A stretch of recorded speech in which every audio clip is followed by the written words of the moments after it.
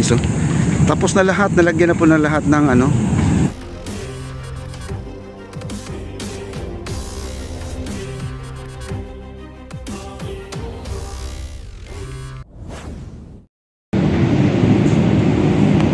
Ayan po guys, oh.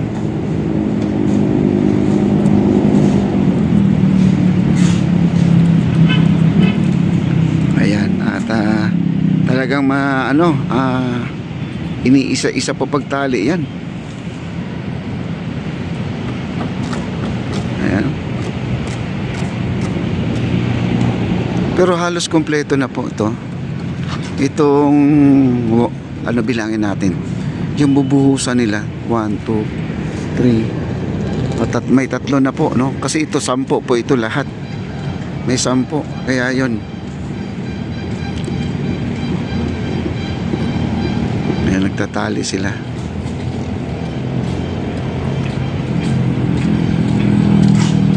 Ay, may mga coast guard doon sa ibabaw ng tulay guys, sa ating ano, ayan, no? May coast guard doon, no? Bakit kayo may coast guard doon sa taas, no? Punta tayo doon mamaya pagkatapos ito na ma-update po natin tong ano, yung paglalagay nilang veranda.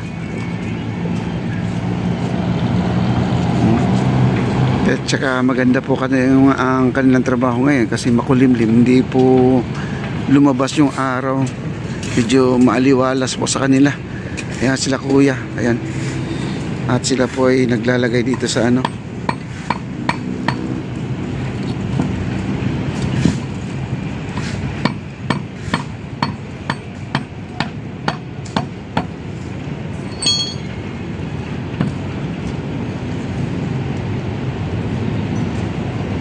sa ilalim po, ay hinaharangan po nila yan.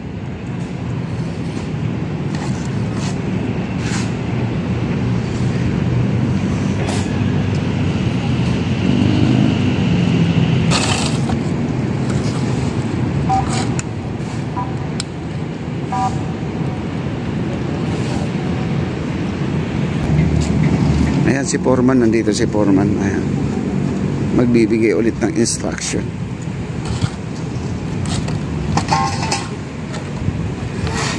Tinatabunan po kasi nila itong ano, tingnan yung tubig nila guys, napakalinis yan. Hindi po sila gumagamit ng tubig sa ilog dahil baka yung simento hindi magmimix sa sobrang kapal ng coliform basura. Kaya ang gagawin nila, meron silang malinis na tubig dito. Ayan, oh. Ito yung tubig na ginagamit nila dito. Ayan si foreman, ayan si foreman nandyan, laging nakatutok.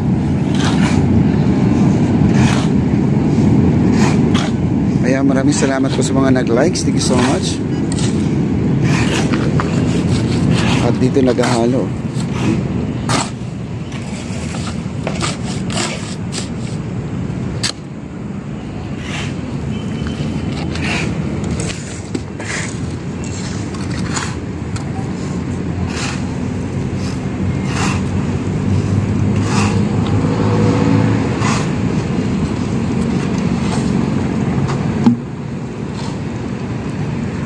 At mano-mano po yan guys na ano, hindi sila gumagamit ng mixer ngayon.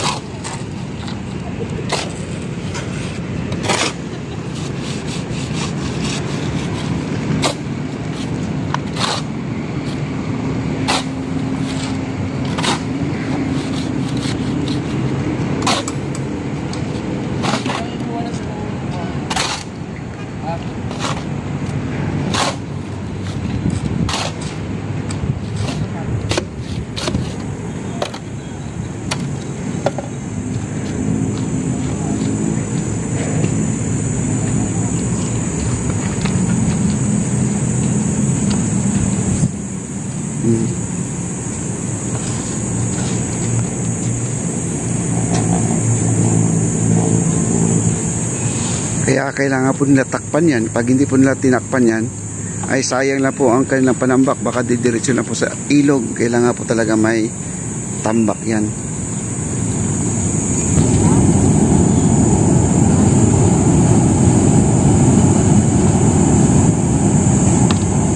Okay?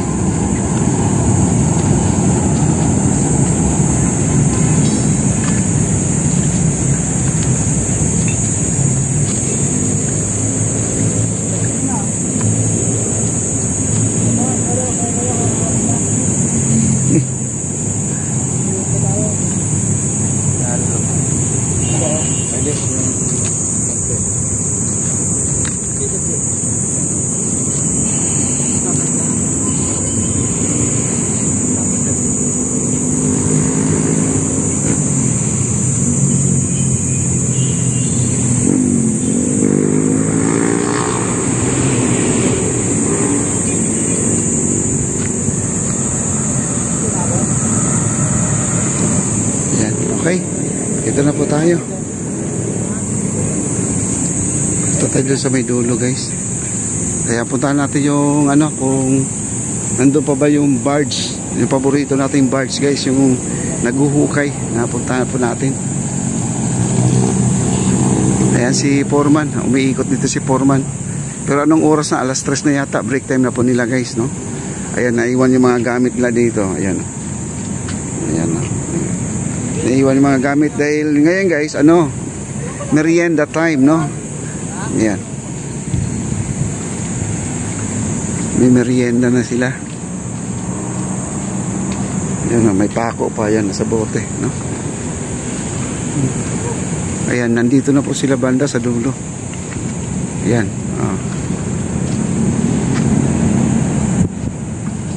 Ayan, hanggang dito na po sa dulo yan. Sa may kurbada na pala sila, guys, oh. Tapos na lahat, nalagyan na po na lahat ng ano, baluster. Itong pakurbada na to ay hindi pa gaano ano, tapos dahil naglagay lang sila ng ano, abang para doon sa pag ano yung tawag dito, yung pagdugtong na mula doon sa kabila sa may Arroceros. Ayan po, no, ito po ang pinakadulo niya, guys, oh. Ayan, no. Ito yung pinakadulo, di ba? Napakahaba na po ang ating lalakarin. Pag ito talaga natapos, ay makakasuong na tayo doon sa ilalim ng tulay na yan. Makakasuong tayo ng ano. Ngayon, guys, pupunta po tayo doon sa may Arroceros ngayon. Arroceros tayo. Check po natin. At nandun daw yata ang backhoe. Nandun na, naguhukay na. Sa ngayon, tayo naman ay pupunta na tayo doon, no? Ayan. Okay, like, share, like, comment na po tayo, guys, sa mga hindi pa nakapag-likes. Thank you so much.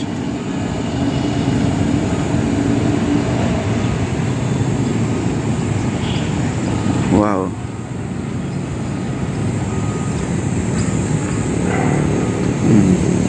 Ganyan na po kahaba ang kanilang nagawa dito sa may likod ng post office. Esplanade po ito, ha? Esplanade, Pasig River. Okay.